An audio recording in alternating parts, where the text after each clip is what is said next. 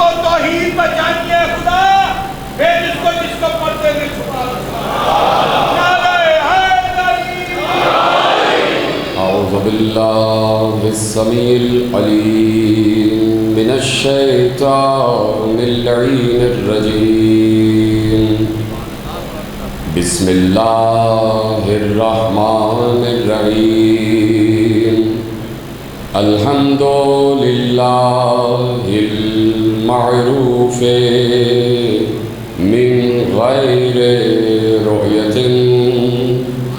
والخالق من غیر رویت، الذی لم یزل قائما دائما اذ لا سماع ذات ابراج ولا لیل داج ولا بحر ساج ولا ارض ذات مہاد ولا خلق ذو اعتماد، والصلاة والسلام والتحیۃ والاکرام علی نبی الرحمت وخازن المغفرت وقائد الخیر والبرکت ومنقذ العباد من الہلکت، سیدنا و مولانا ابو القاسم محمد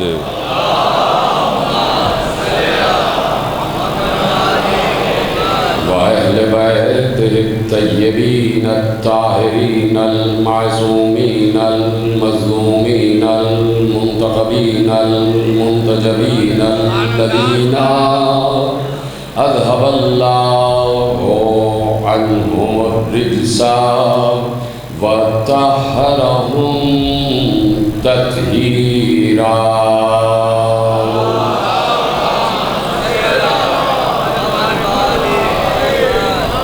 أما بعد فقد قال الله سبحانه وتعالى في محكم كتابه المجيد وفرقانه الحميد وقوله الحق، بسم الله الرحمن الرحيم، يعرفون نعمة الله ثم ينكرونها وأكثرهم الكافرون۔ صلوات پڑھیں محمد اللہ۔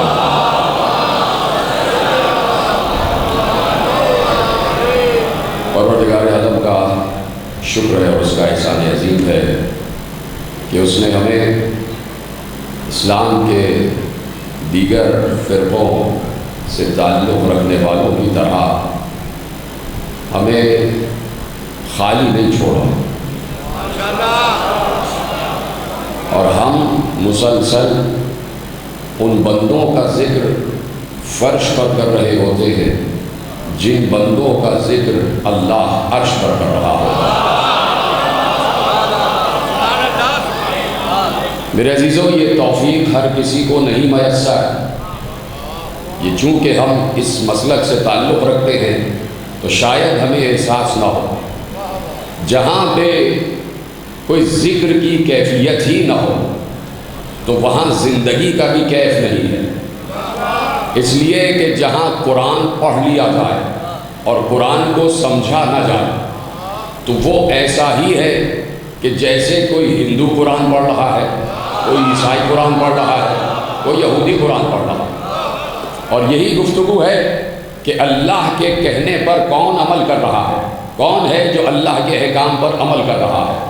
اللہ نے یقیناً قرأت قرآن کو باعث ثواب قرار دیا ہے کہ قرآن کی قرأت کا بھی ثواب ہے، قرآن کو دیکھنا بھی ثواب ہے۔ قرآن کو دیکھ کر پڑھنے کا بھی ثواب ہے، دیکھ کر پڑھنے کا بھی ثواب ہے۔ تو اب قرآن کو جب دیکھ کر پڑھنے کا ثواب ہے تو صرف یہی نہیں کہ قرآن کو صرف پڑھ لیا جائے، بلکہ قرآن کو ٹھہر ٹھہر کر پڑھا جائے، رک رک کر پڑھا جائے، سوچ سمجھ کر پڑھا جائے۔ بار بار اللہ کہہ رہا ہے افلا تعقلون افلا تعقلون افلا یتفکرون، تم عقل سے کام کیوں نہیں لیتے، تم تفکر سے کام کیوں نہیں لیتے۔ پھر سورہ محمد میں ارشاد فرمایا کہ افلا یتدبرون القرآن ام علی قلوب اقفالها، تم قرآن میں غور و فکر کیوں نہیں کرتے، کیا تمہارے دلوں میں تالے لگے ہوئے ہیں، کیا تمہارے دلوں میں تالے لگے ہوئے ہیں۔ کہیں کہہ رہا ہے قرآن میں تعقل کرو، کہیں کہہ رہا ہے قرآن میں تفکر کرو، کہیں کہہ رہا ہے قرآن میں تفہم کرو، کہیں کہہ رہا ہے قرآن میں تدبر کرو، کہیں کہہ رہا ہے قرآن کو رک رک کر پڑھو، کہیں کہہ رہا ہے قرآن کو ٹھہر ٹھہر کر پڑھو، کہیں کہہ رہا ہے قرآن کو سمجھ کر پڑھو، کہیں کہہ رہا ہے قرآن کو پڑھنے کے ساتھ ساتھ عقل کو استعمال کرو۔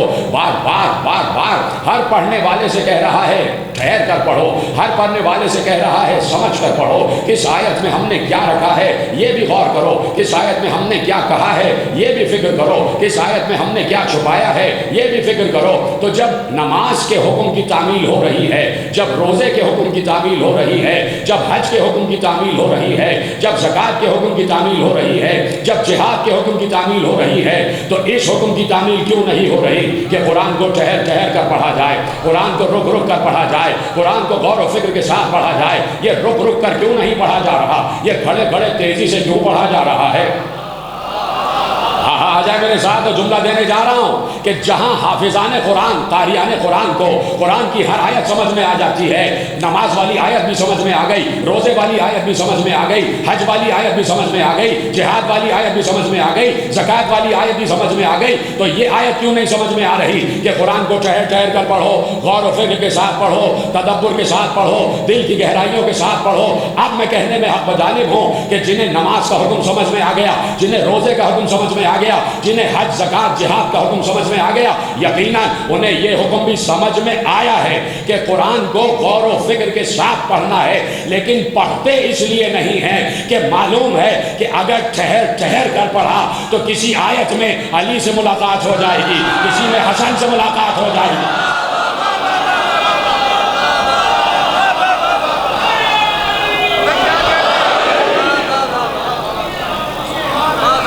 کسی آیت میں علی کو چھپایا ہوا ہے، کسی آیت میں ذکر حسن ہے، کسی آیت میں ذکر حسین ہے، کسی آیت میں ذکر زہرا ہے، اور پورا کا پورا قرآن ہے ہی علی کی مدح میں۔ پورا قرآن علی کی مدح میں، یہاں سے لے کے آخر تک۔ بچے کو یہ جملہ یاد ہے، بچپن سے ہم سن رہے ہیں کہ یقیناً پورا کا پورا قرآن علی کی مدح میں ہے۔ علامہ جلال الدین سیوطی نے لکھا کہ انہوں نے کسی جلیل القدر صحابی سے سنا اور انہوں نے اپنی کتاب الاتقان فی علوم القرآن میں لکھ دیا، اور عالم اہل سنت نے لکھا کہ ہم نے فلاں سے فلاں سے فلاں سے، اور آخری جب روایت کا سلسلہ پہنچا تو اس راوی نے کہا کہ میں نے صحابی رسول سے سنا کہ علی کی شان میں 313 آیتیں ہیں جو صرف اور صرف اور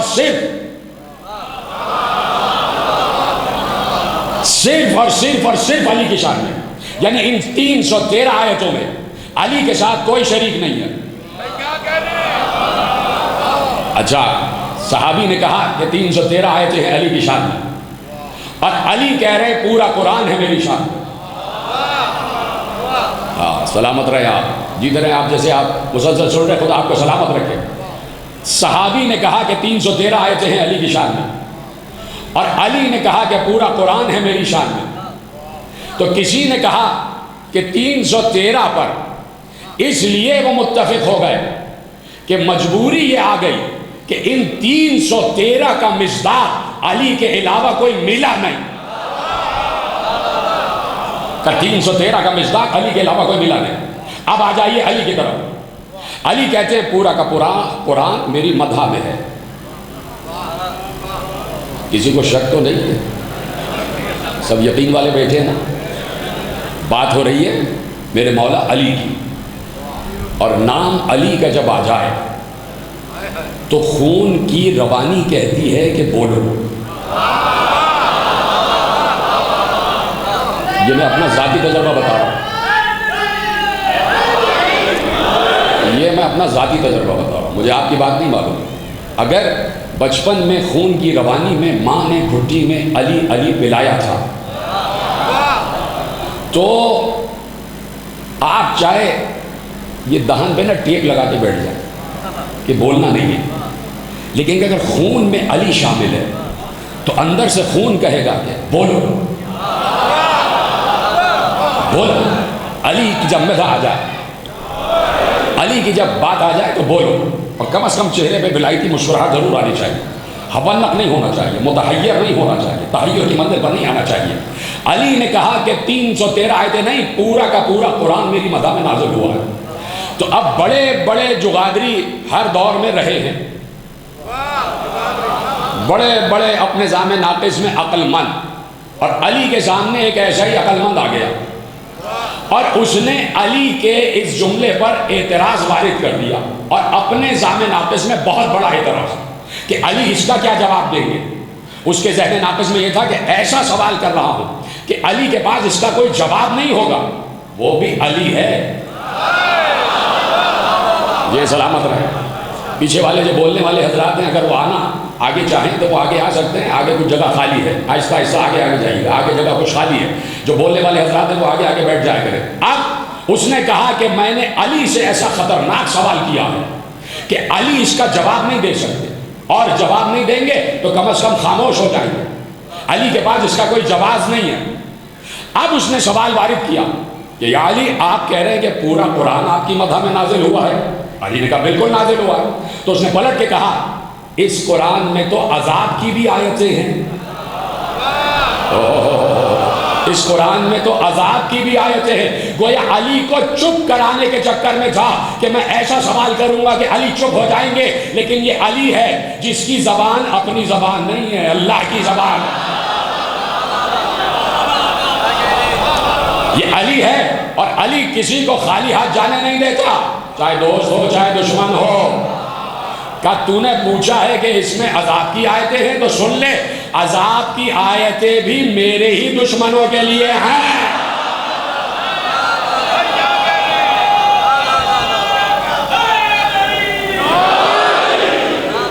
عذاب کی آیتیں بھی میرے دشمنوں کے لیے ہیں. تو ہر قرآن کی آیت میں علی، اللہ نے علی کو رکھ دیا. اللہ نے ہر قرآن کی آیت میں علی کو رکھ دیا ہے. اتنا بابرکت ہے قرآن، اتنا تازہ ہے قرآن، اتنا پر نور ہے قرآن، اتنا چہل پہل والا ہے قرآن. نہیں سمجھے آپ؟ جب آپ کسی کاروبار کی ابتدا کرتے ہیں، میں صرف ایک مثال دے رہا ہوں، ادنا سی مثال، حالانکہ اس مثال سے بھی اوپر کوئی مثال ہونی چاہیے تھی. مثال کا انتخاب میں نے اس لیے کیا کہ بچے کی بھی بات سمجھ میں آ جائے. جب آپ کسی حلال تجارت اور کاروبار کا آغاز کرتے ہیں اور آپ نے دکان کھول لی اور پہلا دن ہے قرآن کا دکان کا، آپ دکان میں اچھا ذکر کرتے ہیں، پہلے ذکر قرآن کرتے ہیں، ذکر حدیث کرتے ہیں، نعت پڑھی جاتی ہے اور منقبتیں پڑھی جاتی ہیں. کہا بھائی کیوں؟ کہا کہ آغاز اچھے نام سے ہونا چاہیے تاکہ کاروبار قیامت تک حلال کے ساتھ چلتا رہے. قرآن کا آج تک تر و تازہ رہنا، آج تک قرآن کا بابرکت رہنا، آج تک قرآن کا بولنا، گفتگو کرنا یہ بتا رہا ہے کہ قرآن کا آغاز کسی بابرکت نام سے ہوا ہے. قرآن کا آغاز کسی بابرکت نام سے ہوا ہے. تو اگر بچے سے بھی پوچھو کہ یہ بتاؤ کہ قرآن کا آغاز کس آیت سے ہوا ہے، بچہ کہے گا بسم اللہ الرحمن الرحیم. اور علی نے کہا وہ بسم اللہ میں ہی تو ہوں، وہ بسم اللہ الرحمن الرحیم میں ہی تو ہوں. تو علی کا نام ہے، علی کا نام ہے. قرآن آغاز ہو رہا ہے نام علی سے. ایک مفکر بن کے نہ بیٹھے، موالی بن کے بیٹھے، یعنی علی والا بن کے بیٹھے. مجھے بتائیں کہ واقعی جملے آپ تک پہنچ رہے ہیں. پورا قرآن علی کے ذکر سے، علی کے نام سے شروع ہو رہا. مجھے تو میرے مولا علی پر اتنا یقین ہے کہ جتنا سورج کے ہونے پر یقین. جب میرے مولا نے کہہ دیا کہ میں ہوں بائے بسم اللہ، تو میں اس بات پر اقرار کرنے میں کوئی شرم اور عار محسوس نہیں کرتا کہ قرآن کی ابتدا نام علی سے ہو رہی ہے، نام علی سے ہو رہی ہے، نہیں بولے آپ؟ لیجئے اب میں آپ کے حوالے ایک حدیث کرتا ہوں، اور حدیث ہے متفق علیہ، علماء اہل تسنن اور علماء اہل تشیع دونوں نے لکھا، اور کبھی موقع ہوگا تو میں عرض کروں گا کہ علی کی شان میں کون سی آیتیں ہیں کہ جن کو بخاری صاحب نے بھی لکھا ہے، مسلم صاحب نے بھی لکھا ہے، ابن ماجہ صاحب نے بھی لکھا ہے، ابن حنبل صاحب نے بھی لکھا ہے، مشکات صاحب نے بھی لکھا ہے، یہ سارے شریف ہیں، بخاری شریف، مسلم، ابن ماجہ، مشکات شریف، یہ سارے شریف ہیں، یہ ساری کتابیں شریف ہیں، اس لیے شریف ہے کہ اس میں علی اشرف کا ذکر ہے، اور ابھی میں آپ کے حوالے کروں گا، اگر موقع ہوگا تو پورا اشرف پڑھ دوں گا اس بات پر کہ کہاں کہاں علی کا ذکر قرآن میں موجود ہے، حدیث میں موجود ہے، اور علماء اہل تسنن نے کس کس شان سے علی کا ذکر کیا، کبھی ہوگا موقع تو پڑھیں گے، لیکن آج کی حد تک جب آپ کسی کو بھیجیں کہ بچے کو اچھی خوش خطی سکھاؤ، تو دیکھیے بچپن میں یہ طریقہ رہا کہ سب، میں نے بھی اپنے بچپن میں تختی لکھی ہے، تختی، یہاں بھی جو حضرات بیٹھے ہیں جو جانتے ہیں اس بات کو، تو تختی لکھوائی جاتی تھی، اور اس میں لکڑی کا قلم ہوتا تھا، اور سیاہی الگ سے ہوتی تھی، اور سیاہی میں قلم ڈبو کر تختی لکھوائی جاتی تھی، اور ایک کاتب ہوتا تھا کہ جو الف لکھنا سکھاتا تھا، جو بے لکھنا سکھاتا تھا، جو بے لکھنا سکھاتا تھا۔ اچھا، میرے ذہن میں ایک جملہ آ گیا، یہ جو الف بے جیم دال یہ سب لکھا جاتا ہے نا، تو کتابت میں ایک لائن ڈال کے نہیں لکھا جاتا، اس طرح نہیں کہ پورا الف ایسے لکھ دیا، بے ایسے لکھ دیا، اس میں ہوتے ہیں قط، قاف اور توئے، اسے کہتے ہیں قط۔ لیکن مجھے یقین مانے نہیں، مجھے پڑھنا نہیں تھا، مجھے ابھی ذہن میں آیا تو پڑھ رہا ہوں، مجھے کسی اور جگہ جانا تھا، لیکن مجھے صرف حدیث آپ کے حوالے کرنی ہے تو مجھے اتنی محنت کرنی پڑ رہی ہے۔ اسے کہتے ہیں قط۔ قط کسے کہتے ہیں کہ جب آپ لکڑی کا قلم بناتے ہیں تو اس لکڑی کے قلم کی نوک کو ذرا سا ترچھا کاٹتے ہیں، تو وہ ترچھا جو کٹتا ہے وہ الل ٹپ نہیں کٹ جاتا، رینڈملی نہیں کٹتا، بلکہ اس کا بھی ایک ناپ ہوتا ہے کہ اتنا کٹ لگایا جائے گا۔ کسی قلم کا قط زیادہ ہوتا ہے، کسی کا قط کم ہوتا ہے، ٹھیک ہے، ہر قلم کا اپنا قط ہوتا ہے، بڑے قلم کا بڑا قط ہوتا ہے، چھوٹے قلم کا چھوٹا قط ہوتا ہے، ٹھیک ہے۔ تو اب وہ کیسے الف لکھتے ہیں؟ وہ قط یعنی ایک ایک نقطہ بنا کے، ایک قط پر ایک قط۔ اب یہ سمجھیے کہ یہ تختی ہے، میں کیسے سمجھاؤں، مجھے معاف کیجیے گا، یہ نہ سمجھیے کہ میں کوئی کلاس لے رہا ہوں، کلاس تو ہم ان کی لیتے ہیں جن کی کلاسیں لینا ہے، 14 برس سے ان کی کلاسیں لے رہے ہیں، تو میں کوئی کلاس، اب یہ ہے سمجھیے تختی ہے لکڑی کی، آپ نے الف لکھنا چاہا تو یہ لکڑی کی تختی ہے، تو ایک قط، دو قط، 3 4 5 6 7، اور یہ پورا ایک الف بن جائے گا، ڈاٹ کو ڈاٹ سے ملاتے جائیں گے وہ الف بن جائے گا۔ اسی طرح بے کا بھی ایک سائز ہے، بے کی بھی ایک میجرمنٹ ہے، بے کی بھی ایک میجرمنٹ ہے، ٹھیک ہے۔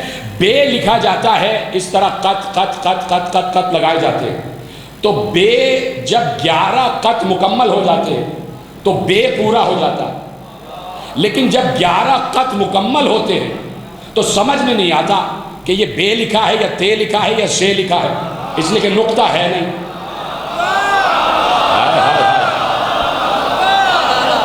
جب 11 قط مکمل ہوتے ہیں تو سمجھ میں نہیں آتا یہ کیا لکھا ہے، با ہے، تا ہے یا سا ہے، کیا ہے، لیکن جب اس میں نیچے 12واں قط یعنی نقطہ لگایا جاتا ہے تو بے مکمل ہوتا ہے۔ اب سمجھ میں آیا، بے 12 کے بغیر مکمل ہی نہیں ہے۔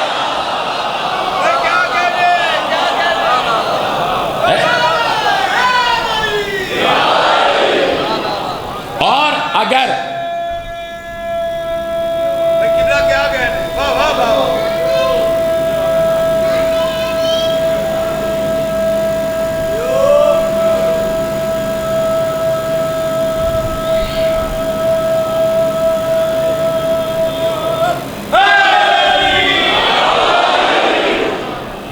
یعنی 11 نقطے ملیں گے تو محمل بے بنے گا۔ سمجھ میں نہیں آئے گا یہ کیا ہے، جب تک نقطہ نہ لگے تو محمل ہو جائے گا، کچھ پتہ نہیں چلے گا یہ کیا لکھا. یعنی نقطہ بتاتا ہے کہ اس میں کیا نقطہ چھپا ہوا ہے، اس میں نقطہ کیا ہے. تو اب جب خطاطی سکھائی جاتی ہے تو اس سے پہلے جو خطاط ہوتا ہے وہ ایک لیکچر دیتا ہے، اور لیکچر میں چونکہ سب سے پہلے خطاطی میں بسم اللہ الرحمن الرحیم لکھنا سکھایا جاتا ہے، اور بسم اللہ میں بھی بے پہلے، بسم اللہ میں بھی بے پہلے ہے، ٹھیک ہے. لیکن یہ کہ بے سے بھی پہلے الف ہے، بے سے بھی پہلے الف ہے. تو اللہ نے کسی ایسے جملے سے آغاز کیوں نہیں کیا قرآن کا جس کی ابتدا الف سے ہو رہی ہے؟ بسم اللہ الرحمن الرحیم سے ابتدا ہو گئی، کوئی اور بھی نام رکھ سکتا تھا، الرحمن الرحیم الف سے ابتدا ہو جاتی.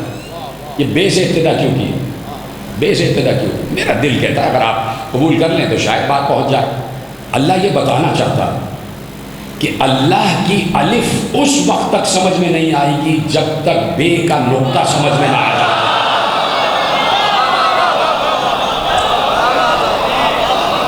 جب تک بے کا نقطہ سمجھ میں نہ آ جائے.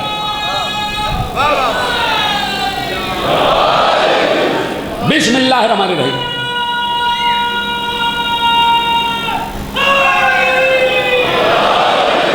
تو خطاطی میں پہلے لکھوایا جاتا ہے بسم اللہ الرحمن الرحیم.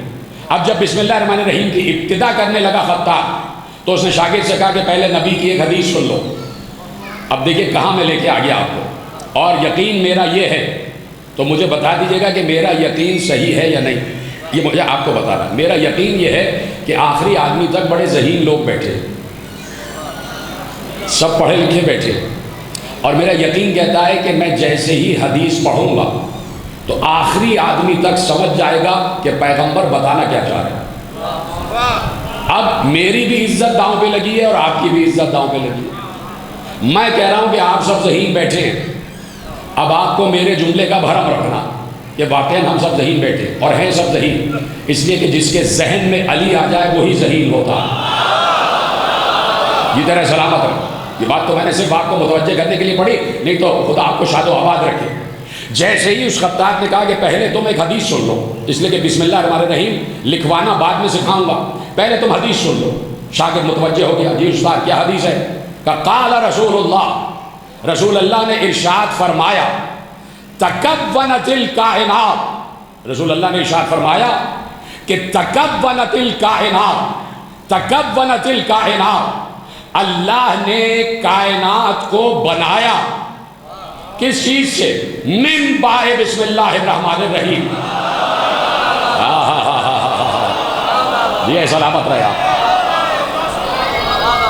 کائنات کی ابتدا ہوئی ہے، تکوین کائنات ہوئی ہے بسم اللہ الرحمن الرحیم سے. یہ متفق حدیث ہے جسے تسنن اور تشیع دونوں نے لکھا ہے. تو اب وہاں پہ حدیث آئی کہ تکونت الکائنات من بسم اللہ الرحمن الرحیم.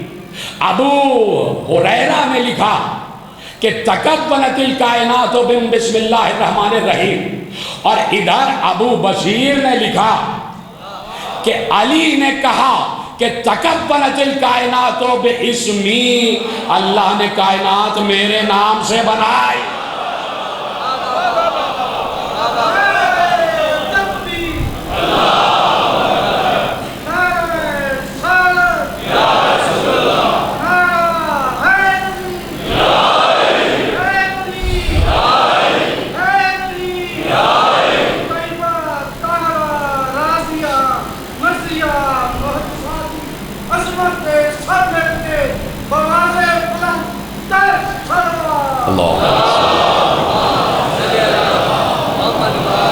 توجہ فرمائی آپ نے، تکونت الکائنات باسمی، اللہ نے کائنات میرے اسم سے بنایا.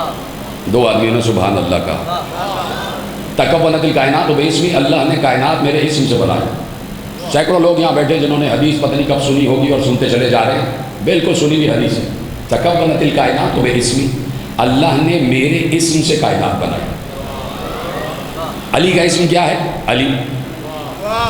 اب ہم صرف یہ پوچھنا چاہتے ہیں کہ یہ علی کا نام علی رکھا کس نے؟ سلامت رہیں آپ، جیتے رہیں آپ. کیسے شاد و آباد چہرے بیٹھے. میں اکثر ایک جملہ کہتا ہوں کہ میں تو ممبر پہ بیٹھتا ہوں نا، ایک عرصہ میں فرش ادا پر بیٹھا رہا. پہلے تو میں نے مجلسیں سنی ہیں اور اس کے بعد کہیں مجالس کا آغاز کیا. تو پہلے تو ایسے ہی بیٹھ کے ہم ذاکر کو دیکھتے تھے، خطیب کو دیکھتے تھے، علماء کو دیکھتے تھے.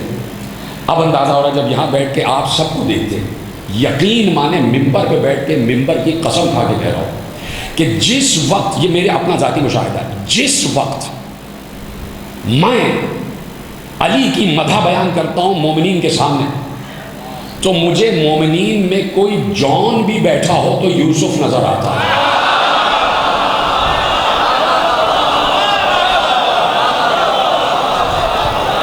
اتنے حسین ہو جاتے ہیں آپ، اتنے حسین ہو جاتے ہیں آپ. کبھی بزرگوں کے چہرے کو دیکھیں جوانی آ جاتی ہے. نام علی پہ آپ اتنے حسین ہو جاتے ہیں. کیوں نہ آپ کے چہرے حسین ہو جائیں، جس کے چہرے کو اللہ اپنا چہرہ کہہ رہا ہو. کیوں نہ حسین ہو جائے. تو خدا آپ کو شاد و آباد رکھے. تو اس لیے میں نے کہا کہ تکونت الکائنات باسمی، علی کہہ رہے ہیں کہ میرے نام سے اللہ نے کائنات کی تکوین کی ہے، پوری کائنات بنائی ہے. اور کائنات میں سب کچھ ہے، کائنات میں سب کچھ ہے.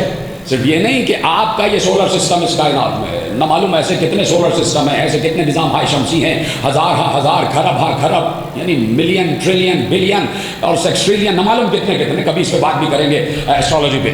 اتنے ستارے، اتنے سیارے، اتنے ثوابت، یہ سب کائنات ہے. ساری یہ کائنات ہے، جہاں جہاں تک اس وقت انسان کی ریسرچ جا رہی ہے، یہ سب کائنات ہے. اور علی کہہ رہے ہیں پوری کائنات میرے اسم سے بنی ہے، پوری کائنات میرے اسم سے بنی ہے. لیکن میں کیا کروں، میں بیٹھا ہوں لاہور میں، اور اسی سے 1.5 گھنٹے کے فاصلے پہ سیالکوٹ، اور وہیں سے شاعر مشرق ابھرے جن کا نام ہے علامہ ڈاکٹر محمد اقبال. ڈاکٹر اقبال، علامہ اقبال نے ایک عجیب جملہ کہا، اور آج سائنس اس کو انڈورس کر رہی ہے. کیا کہا؟ یہ کائنات ابھی ناتمام ہے شاید کہ آ رہی ہے دمادم صدائے کن فیکون. سلامت رہے آپ. کہ یہ کائنات ابھی ناتمام ہے شاید کہ آ رہی ہے دمادم صدائے کن فیکون. کہ ابھی تک کائنات بنتی چلی جا رہی ہے. ابھی بھی آپ دیکھیے، روز ناسا کو آپ پڑھیے، کوئی نہ کوئی نیا ستارہ وجود میں آ رہا ہے، کوئی نہ کوئی نئی کہکشاں وجود میں آ رہی ہے، کوئی نہ کوئی نئی گیلیکسی وجود میں آ رہی ہے، کوئی نہ کوئی نیا عالم وجود میں آ رہا ہے. آپ کے پاس دمدار ستارے وجود میں آ رہے ہیں، ملکی وے وجود میں آ رہے ہیں. مسلسل ریسرچ ہو رہی ہے، مسلسل دریافت ہو رہا ہے، یہ ستارہ بن رہا ہے، یہ ستارہ بن رہا ہے، یہ ستارہ بن رہا ہے. اور اقبال نے کہا کہ آج بھی کن کی صدا رکی نہیں ہے، اس لیے کہ ہر روز ایک نیا ستارہ، ایک نئی کائنات بن رہی ہے. تو میں کیوں نہ کہہ دوں اقبال سے فائدہ اٹھاتے ہوئے کہ علی نے کہا تھا میرے نام سے کائنات بنائی گئی ہے. اور اگر آج بھی کائنات بن رہی ہے تو آج بھی اللہ کہہ رہا ہے علی علی علی.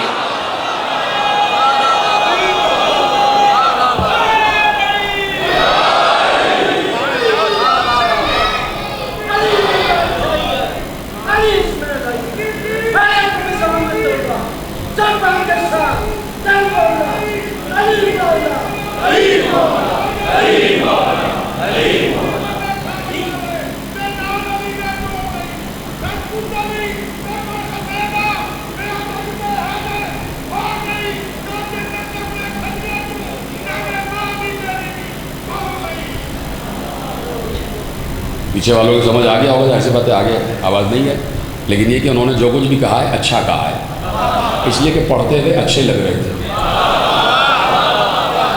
پڑھتے ہوئے اچھے لگ رہے تھے، نورانی لگ رہے تھے. تو نور کا تذکرہ جو کرے وہ ہوتا ہے نورانی. نام کا نورانی کرنے سے کوئی نورانی نہیں ہوتا. یہاں کام کے نورانی ہیں، نام کے نہیں، اس میں بامسمہ ہے. تو اب سوال میں نے یہ کیا کہ علی کا نام علی کس نے رکھا، یہ سوال ہے. آپ مجھ سے بہتر جانتے ہیں، آپ سے گفتگو نہیں ہے، جہاں جہاں ان کیمروں کے ذریعے سے بات جا رہی ہے ان تک بات پہنچ جائے اور اپنے بچوں تک یہ جملہ پہنچ جائے. علی کا نام علی کس نے رکھا؟ سب سے پہلے تو یہ ہمیں دریافت کرنا ہے کہ علی سے پہلے کوئی علی تھا؟ لوگوں نے کہا نہیں تھا، میں کہوں گا تھا. اور علی سے پہلے جو علی تھا اس کا نام اللہ ہے. علی سے پہلے جو علی ہے وہ ہے اللہ. اللہ کا نام ہے علی. اللہ کے بعد اگر کسی کا نام ہوا ہے تو وہ بنت اسد کے بیٹے کا نام ہوا ہے، وہ ابو طالب کے بیٹے کا نام ہوا ہے۔ کھرب ہاں کھرب برس گزر گئے، کھرب ہاں کھرب برس گزر گئے، اللہ کے بعد 13 رجب سن 30 عام الفیل تک آدم بھی آ گئے، نوح بھی آ گئے، ابراہیم بھی آ گئے، موسیٰ بھی آ گئے، عیسیٰ بھی آ گئے، سارے نبی آ گئے، کہیں علی کا نام نہیں۔ نہیں، یہ نہیں ہے، جملہ لے جائیے، کسی ماں کو یہ جرت نہیں ہوئی کہ وہ اپنے پیدا ہونے والے بیٹے کا نام علی رکھتی، جبکہ علی لفظ لغت عرب میں موجود تھا، علی لفظ لغت عرب میں موجود تھا۔ آج بھی لغت عرب جا کے پڑھو، وہ لکھا ہے کہ علی کا مطلب کیا ہے، علی کا مطلب کیا ہے، علی کا مطلب ہے ما لیس فوق الشیء، جس سے اوپر کوئی شے نہ ہو اسے علی کہتے ہیں۔ دو چار حضرات بڑے متحیر بیٹھے ہیں، خدا آپ کو بھی شاد آباد رکھے، آپ چہرے پہ آپ کے مسکراہٹ آئی، آپ اچھے لگنے لگے، توجہ ہے، ما لیس فوق الشیء، جس کے اوپر کوئی شے نہ ہو اسے علی کہتے ہیں۔ یعنی ہم اس چھت کو علی نہیں کہہ سکتے، اس لیے کہ اس سے اوپر خلا ہے، خلا کو بھی علی نہیں کہہ سکتے، اس لیے کہ اس سے اوپر فضا ہے، فضا کو بھی علی نہیں کہہ سکتے، اس لیے کہ اس کے اوپر پہلا آسمان ہے، پہلے آسمان کو بھی علی نہیں کہہ سکتے، اس لیے کہ اس کے اوپر دوسرا آسمان ہے، دوسرے کو بھی علی نہیں کہہ سکتے، اس کے اوپر تیسرا ہے، اسی طرح 7 آسمانوں کو علی نہیں کہہ سکتے، اس لیے کہ 7 آسمان کے اوپر عرش ہے، عرش کو بھی علی نہیں کہہ سکتے، اس لیے کہ عرش پر پیغمبر کے قدم ہیں، پیغمبر کے قدم کو بھی علی نہیں کہہ سکتے، اس لیے کہ پیغمبر کے دوش پر علی کے قدم ہیں۔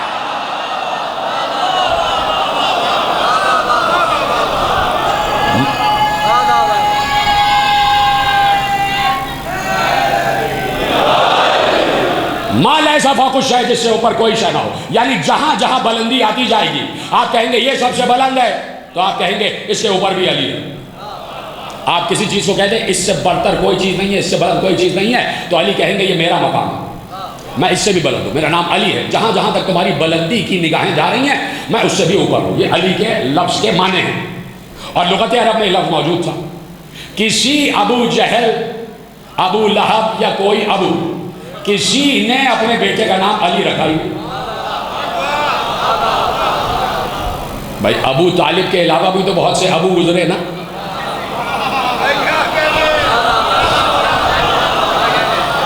تو ان کے بھی بچے پیدا ہوئے ہوں گے، تو انہوں نے اپنے بچوں کا نام علی نہیں رکھا، اس لیے کہ علی کا نام نام نہیں ہے، علی کا نام صفت ہے۔ علی جو ہے نا صفت ہے، صفت کیا ہے؟ بلندی، سب سے بلند۔ تو لوگ تو نام رکھتے تھے، کسی کو کیا پتا کہ صفت پر بھی کسی بچے کا نام رکھا جا سکتا۔ یہ تو آل محمد نے سکھایا کہ نام کیسے رکھے جاتے، یہ تو آل محمد نے سکھایا نام کیسے رکھے جاتے۔ کتنے حسین نام ہیں آل محمد کے، ہیں کہ نہیں ہے؟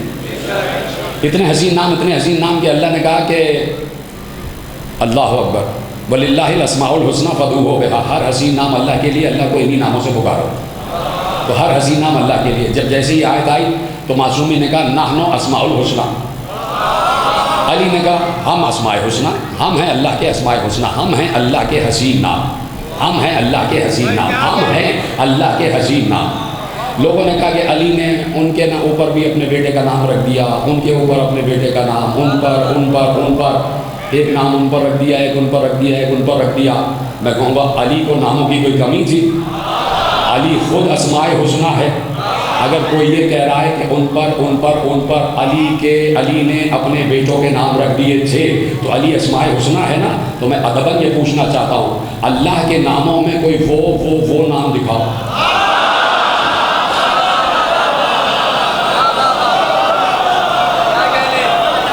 تو علی تو اسماء حسنہ، ہم تو اسماء حسنہ، تو علی کا نام ہے اسماء حسنہ میں سے ایک نام، اسماء حسنہ میں سے ایک نام۔ تو یہ نام علی کا رکھا کس نے؟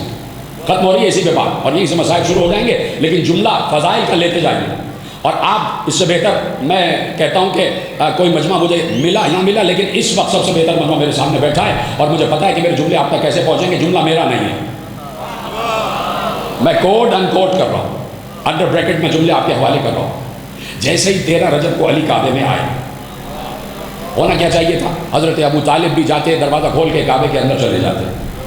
حضرت ابو طالب کو معلوم ہو گیا دیوار شک ہوئی ہے، میری زوجہ کعبے کے اندر گئی ہیں، دیوار دوبارہ بند ہو گئی۔ حضرت ابو طالب نہ اپنے گھر گئے نہ کعبے میں گئے۔ حضرت ابو طالب کعبے سے بالکل ملی ہوئی کوہ صفا پہ آ کے کھڑے ہو گئے، صفا پہاڑ پہ آ کے کھڑے ہو گئے، اور کھڑے ہونے کے بعد اللہ سے مخاطب ہوئے۔ ہائے ہائے ہائے ہائے، اللہ سے مخاطب ہوئے۔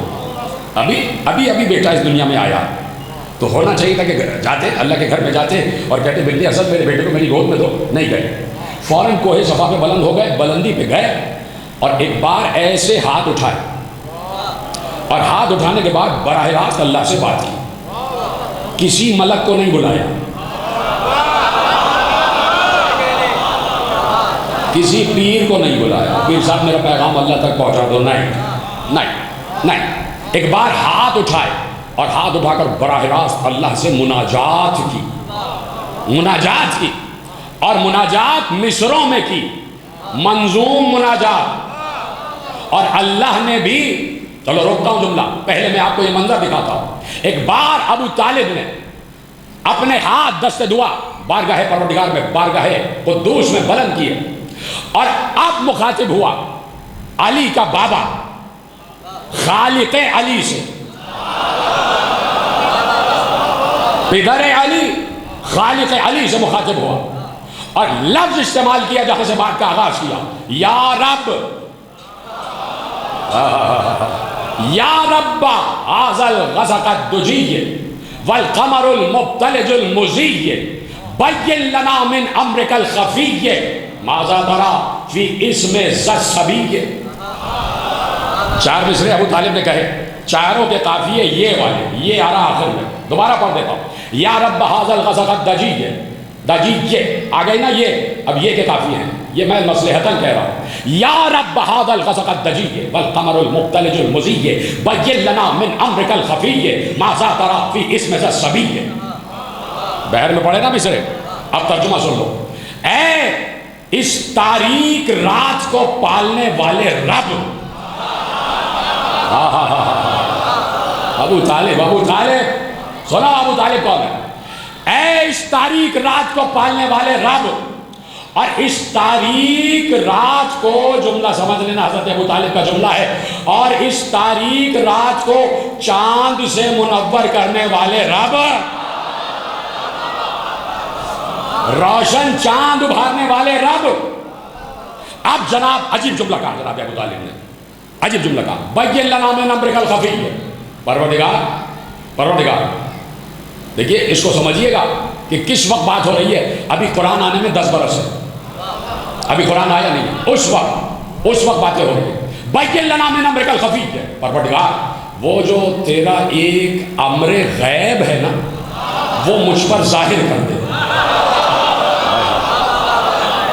سلامت رہے۔ بین لنا من امرک الخفی، وہ تیرا جو امر غیب ہے، وہ جو تیرا چھپا ہوا ایک امر ہے، وہ مجھ پر، ہم پر ظاہر کر دے۔ وہ چھپا ہوا امر کیا ہے؟ اب سن لینا، ذہین میں بیٹھا ہوا ہے آپ کے دلوں میں، علی دھڑکن بن کے دھڑک رہا ہے تو آپ تک یہ جملہ پہنچے گا۔ حضرت ابو طالب کہہ رہے ہیں کہ تیرے پاس ایک غیب ہے، اور وہ غیب مجھ پر ظاہر کر دے، کہ وہ غیب مجھ پر غیب نہ رہے۔ وہ غیب کیا ہے؟ ایک بار کہا ماذا تری فی اسم ذی الصبی، ذرا یہ بتا دے تو نے میرے بیٹے کا نام کیا رکھا ہے؟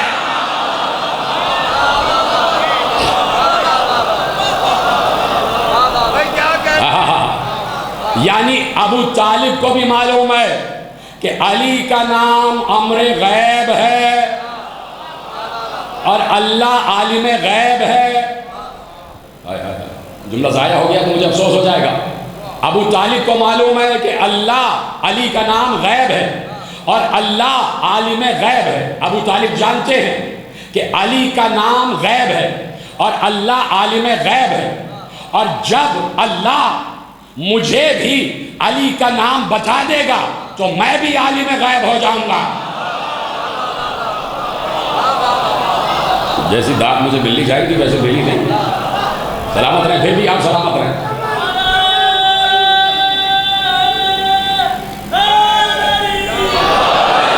توجہ ہے؟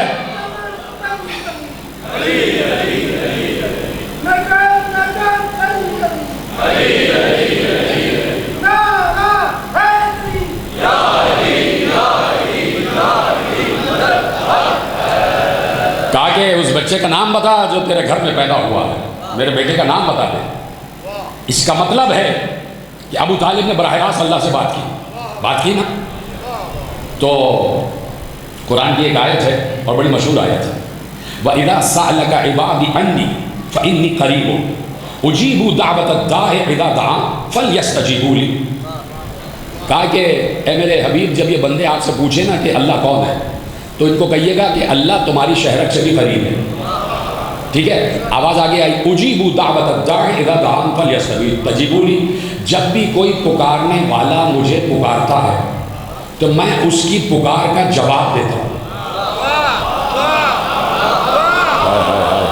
میں اس کی پکار کا جواب دیتا ہوں۔ یہ پیچھے حضرات بیٹھے، سامنے حضرات بیٹھے، میری خواتین مائیں بہنیں بیٹھی ہیں، ہر جگہ آواز جا رہی ہے۔ اللہ یہاں موجود ہے نا، موجود ہے۔ تو کوئی سوال ہو تو اللہ سے کرو، اللہ یہاں ہے۔ کوئی بھی سوال ہو اللہ سے کیجیے کہ بھائی اللہ یہ بتا دے، یہ بتا دے، جواب نہیں آئے گا۔ اس کا مطلب ہے کہ وہ ہر کسی کو جواب کے قابل سمجھتا ہی نہیں، وہ اپنے مصطفیٰ مرتضیٰ مجتبیٰ بندوں سے باتیں کرتا۔ اب پتہ چل جائے گا کہ مصطفیٰ مرتضیٰ مجتبیٰ بندے ہیں کون۔ اگر جواب نہ آئے تو ابو طالب کافر۔ اتنا بڑا دعویٰ کر دیا، چلو اگر جواب نہ آئے تو ہم بھی کافر مان لیں گے، اور اگر جواب آ جائے تو اپنے باپ دادا کی قبر پہ جا کے ان سے کہنا کہ معافی مانگو ابو طالب سے۔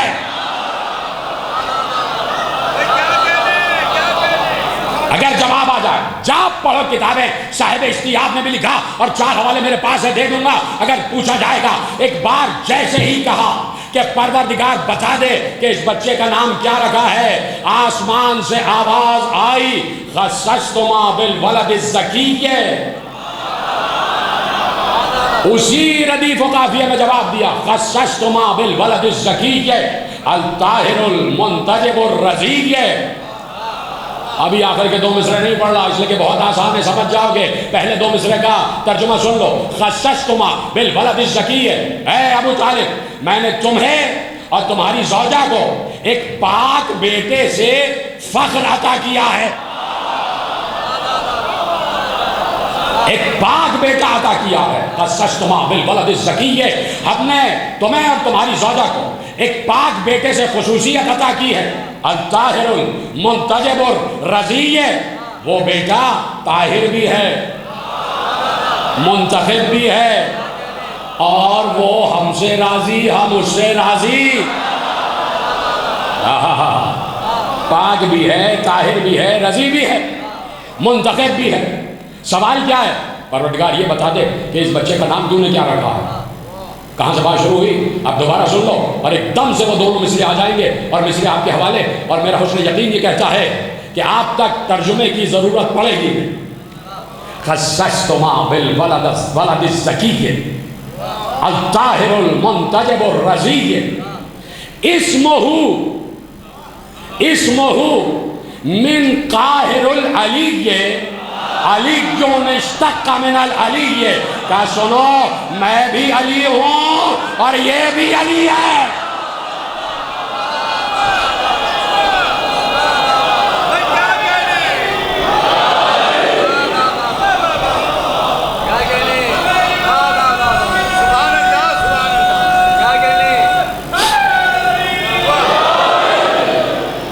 اسمہ من قاہر العلی، علی اشتق من العلی، کہا اس بچے کا نام مجھ قاہر علی کی طرف سے علی ہے، مجھ علی کی طرف سے اس بچے کا نام علی ہے۔ تو یہاں تو نام بھی اللہ رکھتا ہے، یہاں تو بچوں کے نام بھی اللہ رکھتا ہے، نبی تک نام نہیں رکھتے، نبی بھی نام نہیں رکھتے۔ علی نے پوچھا، رسول نے پوچھا، یا علی یہ 3 شعبان کو بچہ آیا ہے، کوئی نام رکھا؟ علی نے کہا یا رسول اللہ آپ موجود ہیں، آپ کے ہوتے ہوئے میں کیسے سبقت کروں؟ رسول اللہ نے کہا یا علی تم میرے ہوتے ہوئے پہل نہیں کر سکتے، میں اللہ کے ہوتے ہوئے پہل نہیں کر سکتا۔ تو یہاں تو ہونے والے بچوں کے نام بھی اللہ رکھتا. اللہ نے جس بچے کا نام حسین رکھا تو وہ حسین ہی ہے. کبھی میرے دوستو، یہ میں اپنا ذاتی مشاہدہ، اپنی ذاتی مشق بتا رہا ہوں. کبھی شب میں سونے سے پہلے صرف نام حسین لینا، تمہیں عجیب لگے گا، عجیب نام ہے حسین، دل میں اتر جاتا ہے، خود بہت محبت پیدا ہوتی ہے. اور صرف محبت نہیں، دل میں ایک درد پیدا ہوتا ہے. جیسے ہی حسین کا نام آتا ہے، چاہتا ہے پھوٹ پھوٹ کے انسان رو دے، ہائے حسین. عجیب نام، ہائے حسین. کبھی گئے ہو نا کربلا؟ قبولیت زیارت کی سب سے بڑی نشانی کیا ہے پتہ ہے؟ کہ جیسے ہی حسین کے روضے کی طرف قدم بڑھانا شروع کرو، دل جو ہے وہ دھڑکنا شروع ہو جائے اور آنکھوں سے آنسو روا ہو جائے. یعنی تمہارے اندر گریہ طاری ہو جائے نا، سمجھ لو حسین بلا رہے ہیں، آ جاؤ میری طرف آ جاؤ. اور اذن زیارت مل چکا ہے. اس کا مطلب ہے جب آنسو آ جائیں تو سمجھ لو اذن زیارت مل گیا، حسین نے بلا لیا. یہ ہے قبولیت کی سب سے بڑی نشانی. کبھی تنہائی میں بیٹھ کے نام حسین لینا. وہ حسین کہ جو کعبے میں جب آئے ہیں نا حسین، تو سارے حاجی جو تھے چاہنے والے، انہوں نے حسین کو چاروں طرف سے گھیر کے سلام کیا، دستبوسی کی اور چاروں طرف دیکھنے لگے سب لوگ. حسین نے کہا کیا دیکھ رہے ہو؟ کہا مولا فرزند رسول ہر دفعہ آپ حج پہ آتے ہیں، قربانی کے گوشت لے کے آتے ہیں، اس دفعہ کوئی قربانی کا جانور نظر نہیں آ رہا. کیا اس مرتبہ قربانی کرنے کا ارادہ نہیں ہے فرزند رسول کا؟ سنیں گے جملہ کہ اس دفعہ میری قربانیاں یہ ہیں، میرا بیٹا علی اکبر، یہ اولا محمد، یہ قاسم، یہ ہے میری قربانیاں. اس دفعہ میں یہ قربانیاں اللہ کی بارگاہ میں پیش کروں گا. ہائے کہہ دیا آپ نے. یقیناً یہ ہائے چاہے ہلکے سے کہو چاہے زور سے کہو، کوئی بیوی جو پس پردہ بیٹھی ہے نا وہ تمہیں دعا دے رہی ہوتی ہے. یہ کوئی جعلی روایت نہیں ہے. یہ اس لیے نہیں کہہ رہا کہ تمہیں رلانا ہے، یہ اس لیے کہ تاکہ تمہیں معرفت حسین ہو جائے کہ بیوی تک تمہاری آواز پہنچتی ہے اور پھر وہ دعا دیتی ہے کہ پروردگار پتہ ہے آپ کو کہ صرف کوئی ایک نفس نہیں آتا، 14 معصومین آ جاتے ہیں. رسول اللہ بھی آتے ہیں، 14 معصوم آتے ہیں. جب بیوی کسی کو روتا ہوا دیکھتی ہیں، میں نے علماء سے سنا ہے کہ بیوی جب کسی روتے ہوئے چہرے پر نگاہ پڑتی ہے کہ وہ چیخ چیخ کر رو رہا ہے، اس کا چہرہ ایسا بنا ہوا ہے کہ جیسے وہ اپنے کڑیل جوان بیٹے کے لاشے پر رو رہا ہے. تو بیوی روتے ہوئے دیکھتی ہیں تو روتے ہوئے اپنے بابا رسول اللہ سے کہتی ہیں بابا انہوں نے حسین کو ذبح ہوتے ہوئے دیکھا نہیں، یہ ایسے رو رہے ہیں جیسے انہوں نے حسین کے گلے پر چھری چلتے ہوئے دیکھی ہے. بابا یہ سکینہ پر ایسے گریہ کر رہے ہیں جیسے انہوں نے سکینہ کے رخسار پر تماچے لگتے دیکھے. پھر بیوی اپنے دونوں ہاتھ اٹھا کر عزاداروں کو دعائیں دے رہی ہوتی ہیں. یہ کوئی جعلی روایت نہیں ہے، سن لو اور اس کو قبول کرو کہ زہرا دیکھ رہی ہوتی ہیں کون ہے جو میرے بیٹے کو رو رہا ہے.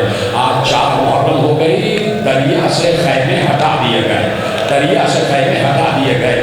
دریا سے خیمے ہٹانے پر عباس پہ کیا گزری ہے یہ عباس ہی جانتا ہے، یہ عباس جانتے ہیں. جیسے ہی کہا کہ دریا سے خیمے ہٹا دیے جائیں گے، عباس نے بے اختیار قبضے تلوار پہ ہاتھ رکھا اور ابھی تلوار نکلا ہی چاہتی تھی کہ حسین آگے بڑھے. حسین نے عباس کے ہاتھ پر ہاتھ رکھا کہ بھیا عباس کیا کرنے جا رہے ہو؟ کہا میرے ہوتے ہوئے نہر سے دریا سے نہر سے خیمے کیسے ہٹ جائیں گے؟ نہیں میں ان کو خیمے نہیں ہٹانے دوں گا.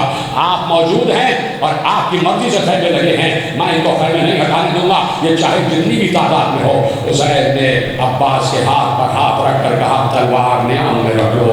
عباس کے سینے پہ ہاتھ رکھ کر کہا عباس اپنے جلال کو قابو میں رکھو، عباس ابھی جنگ نہیں کرنا ہے، نہیں تو لکھنے والے لکھیں گے کہ پانی پر جنگ ہو گئی. عباس نے تلوار کو نیام میں رکھا، گردن جھکا لی اور عباس نے خیمے ہٹانا شروع کر دیے. اب مجھے بتاؤ دل عباس پر کیا گزر رہی ہوگی. لیکن بی بی زینب کی آواز آئی عباس میرے بھائی کے کہنے سے خیمے ہٹائے ہیں نا. عباس پریشان نہ ہونا. عباس میں بھی پریشان نہیں ہوں، میں اس لیے پریشان نہیں ہوں کہ عباس ہے. عباس چاہے خیمے کہیں بھی لگے ہوں، مجھے تمہاری سختائی پر اعتماد ہے، تم پھر بھی پانی لاؤ گے. عباس کے جلال کو قابو میں رکھنا صرف حسین کا کام تھا. کچھ اصحاب بھی موجود ہیں جو دیکھ رہے ہیں کہ یہ کیا ہو رہا ہے، یہ ہٹایا جا رہا ہے، اور اصحاب بھی حکم حسین کے منتظر ہیں، اصحاب بھی حکم حسین کے منتظر ہیں. دیکھو بس میں 2 منٹ آپ کے لیتا ہوں. ایک ذاکر تھے، ایک روضہ خان، بہت بڑے روضہ خان تھے، اور ایران میں بڑا ان کا نام تھا۔ آج سے 100 برس پہلے کی روایت پڑھ رہا ہوں۔ روضہ خان جنہیں آپ ذاکر کہتے ہیں، وہ بھی لہن سے مرثیے اور مصائب پڑھتے تھے۔ ایسے میں وہ بیمار ہو گئے، بیمار ہوئے تو بستر موت پر آ گئے۔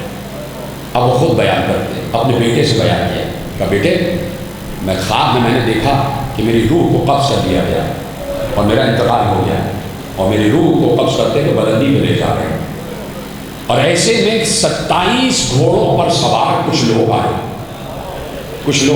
27 گھوڑوں پر سوار، اور مجھ سے آ کے کہا کہ تمہیں حضرت ابا عبداللہ حسین نے بلایا، تمہیں میرے آقا حسین نے بلایا۔ مجھے نہیں پتا کہ آپ کیسے سنتے ہیں، یہ میں آپ ہی کے لیے روایتیں پڑھ رہا ہوں۔ تمہیں آقا حسین نے بلایا، تمہاری دنیا کا عرصہ ختم ہو گیا۔ جیسے ہی اس روضہ خان نے سنا تو فوراً ان سے کہا کہ کیا ایسا ہو سکتا ہے کہ مجھے تھوڑا سا وقت اور مل جائے، میری زندگی اور بڑھ جائے، اس لیے کہ مجھے کچھ کام کرنے، میری بیٹیوں کی شادیاں بھی کرنی ہیں، یہ مجھے انتظامات کرنے ہیں، بچوں کو پالنا ہے، بڑا کرنا ہے، ابھی تو میرے بچے چھوٹے ہیں، کیا میری زندگی اور بڑھ سکتی ہے؟ اس سوار نے کہا رکو، میں حضرت حسین سے پوچھ لیا تھا، میں اپنے آقا حسین سے پوچھ لیا تھا۔ تھوڑی دیر بعد وہ سوار واپس آئے اور کہا تمہاری عرض کو امام حسین نے قبول کر لیا اور تمہاری زندگی اور بڑھا دی ہے، اب جب تمہارے بچے سارے اس قابل ہو جائیں گے تب تمہاری موت آئے گی۔ ایک بار جب وہ جانے لگے تو اس روضہ خان نے اس سوار سے پوچھا آپ کون ہیں؟ کہا میں حبیب ابن مظاہر ہوں۔ کہا یہ پیچھے آپ کے جو 26 سوار ہیں یہ کون ہیں؟ کہا یہ شہدائے کربلا ہیں، یہ سارے شہدائے کربلا ہیں۔ تو اس روضہ خان نے پوچھا میں نے تو سنا تھا کہ شہدائے کربلا 72 ہیں، یہ 27 کیوں ہیں؟ کہا سنو، زندگی میں جس شہید کربلا کا تم نے منبر پہ ذکر کیا وہی تمہیں موت کے وقت لینے آئے۔ اب آپ اپنے لیے بھی سن رہے ہو، جن کا ذکر سنا ہے موت کے وقت وہی شہدائے کربلا لینے آئے گے۔ ایک 70 برس کا غلام تھا جس کا نام تھا جون، حسین اسے لے کے آئے، لیکن لے کے جب آ رہے تھے، جب مدینے سے چل رہے تھے تو جون کو لے کے نہیں آ رہے تھے۔ جون نے کہا آقا میں جانا چاہتا ہوں آپ کے ساتھ، میں ابو ذر غفاری کا غلام ہوں، انہوں نے مجھے علی کے حوالے کیا، علی نے مجھے حسن کے حوالے کیا، حسن مصطفیٰ نے آپ کے حوالے کیا، میں آپ کے ساتھ جانا چاہتا ہوں۔ کہا تم بوڑھے ہو گئے ہو، تم ابھی گھر پر رکو، تم یہاں کی دیکھ بھال کرو گا۔ نہیں مولا، شاید آپ مجھے اس لیے نہیں لے جا رہے کہ میں سیاہ فام ہوں، میں حبشی ہوں، میں کالا ہوں، اور شاید میرے پسینے سے بدبو آتی ہے۔ جیسے ہی یہ کہا نا حسین آگے بڑھے، جون کو سینے سے لگا دیا، جون کو سینے سے لگا دیا، جون کے ماتھے پر پیار کیا، کہا جون کیسی بات کرتے ہو، چلنا ہے تو چلو، ساتھ چلو۔ جون بھی ساتھ آگے، 70 برس کی جون کی عمر، حضرت جون ابن حویرث کی عمر 70 برس کی۔ اور ایسے میں جب جون گئے ہیں نا تو جون کو بڑی مشکل سے اجازت مل رہی تھی۔ جب جون گئے ہیں اور تاریخی جنگ کی ہے، 70 برس کے بزرگ نے تاریخی جنگ کی ہے، اور جب جون زمین پر آئے ہیں تو کوئی اور نہیں، خود حسین لینے گئے، خود حسین لینے گئے۔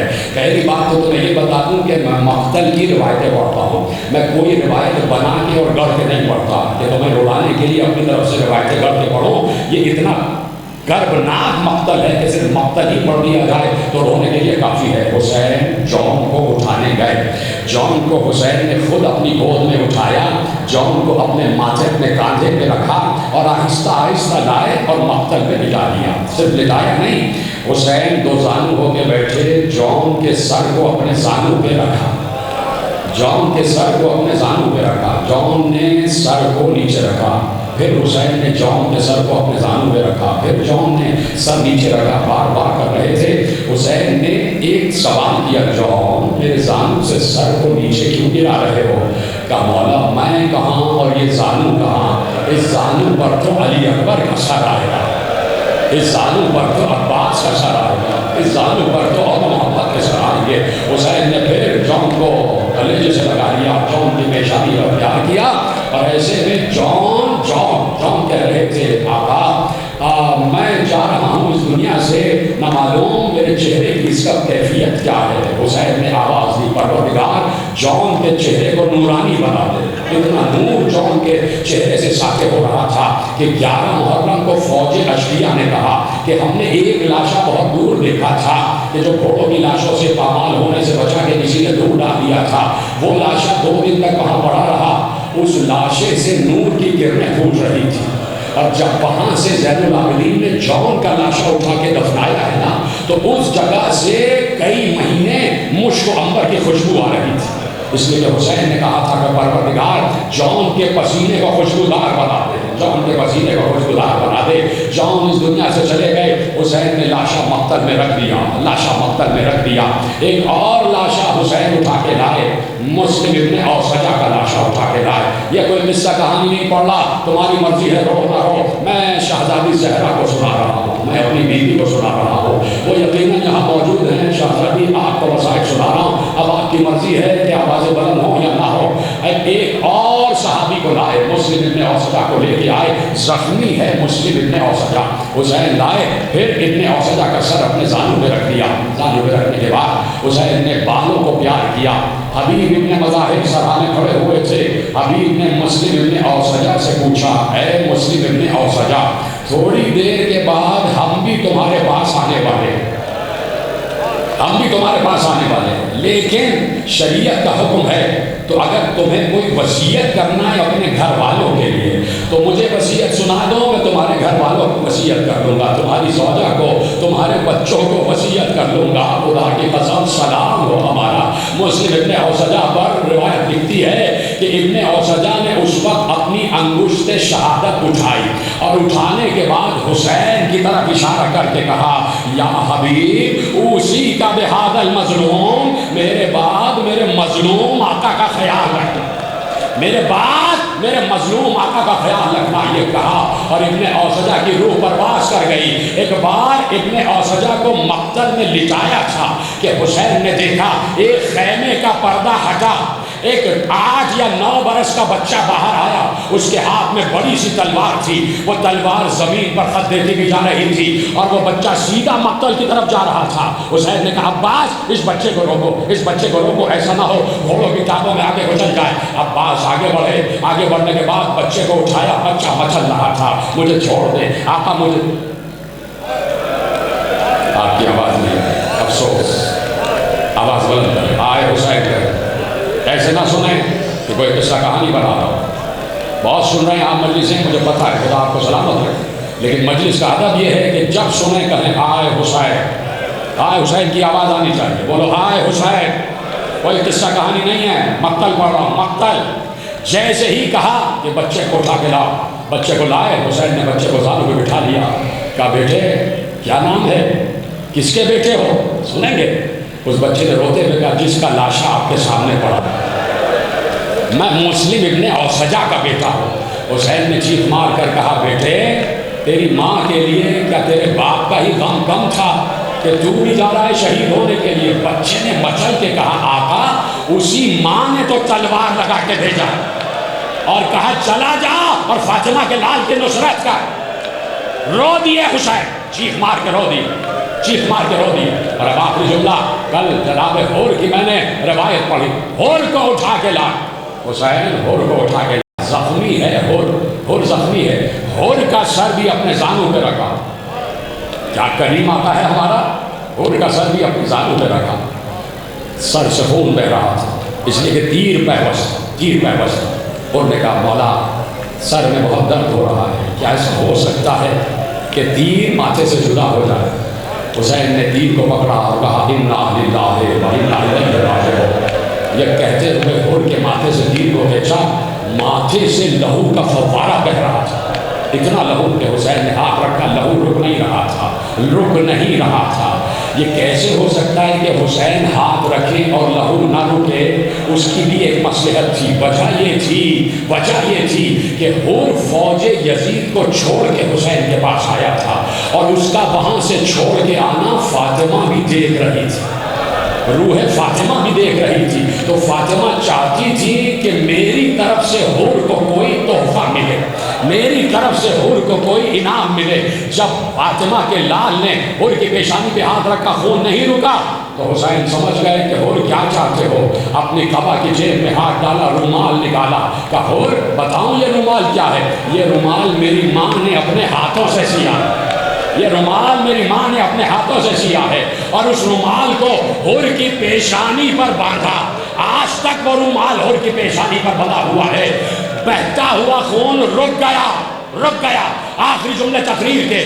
ہور نے کہا مولا مجھے کچھ نورانی ہستیاں نظر آ رہی ہیں, مجھے کچھ نور نظر آ رہا ہے. حسین نے کہا ہور یہ سامنے میرے نانا رسول اللہ آ رہے ہیں, تجھے لینے میرے نانا آ گئے. کہا فرزند رسول کسی اور ہستی کو بھی دیکھ رہا ہوں. کہا میرے بابا علی آ گئے. کیا سن رہے ہو؟ کہا میرے بابا علی آ گئے. کہا ایک اور جوان کو دیکھ رہا ہوں. کہا میرے بھیا حسن تجھے لینے آ گئے. ابھی یہ کہا تھا کہ ہور نے کہا آقا مجھے کوئی بیوی نظر آ رہی ہے. حسین نے کہا ہور اپنے پاؤں سمیت لے, میری ماں فاطمہ ہور تجھے سلام